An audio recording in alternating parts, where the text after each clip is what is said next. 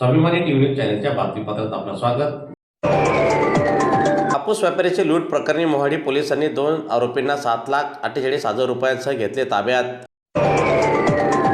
9 जानेवारी रोजी कापूस विक्रीचे पैसे घेऊन 2 व्यापारी मुंबई-आग्रा महामार्गावरून प्रवास करत असताना लडिंग किल्ला परिसरात काही अज्ञातांनी त्यांना अडवले। दरम्यान त्यांच्यावर धारदार शस्त्राने वार करीत त्यांच्याकडून 15,15,000 रुपयांची लूट करीत लुटारू पसार झालेले होते। या प्रकरणी मोहाडी पोलिसात गुन्हा दाखल करण्यात आलेला होता।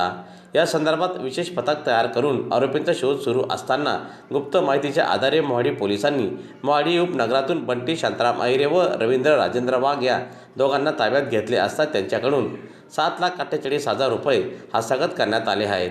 दरम्यान या घटनेतील अन्य फरार आरोपींचा शोध सुरू असून त्यांनाही लवकरात लवकर जन्मदक करण्यात येईल अशी माहिती पोलीस प्रशासनातर्फे देण्यात आली आहे।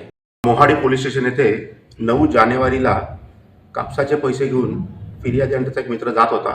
तर ललिंग किल्ल्याच्या इथे त्यांना काही लोकांनी अडवून त्यांच्यावर धारदार शस्त्राने वार करून दुखापत करून त्यांच्याकडचे एकूण 13,15,000 रुपये कॅश अशी त्यांनी ओरबाडून आणि रॉबरी करून नेली होती।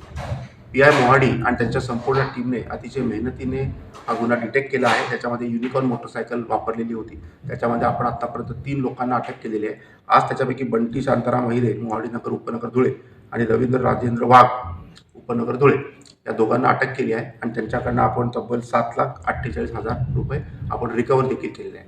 आपण पुन्हा एकदा सगळ्यांना असं अपील करत आहोत की कोणत्याही प्रकारे कापसाचा किंवा इतर पैसा असा मोठ्या प्रमाणात कॅशने घेऊन जाऊ नये आणि त्याची जी मुवमेंट आहे ती देखील कोणाला डिस्क्लोज करू नये।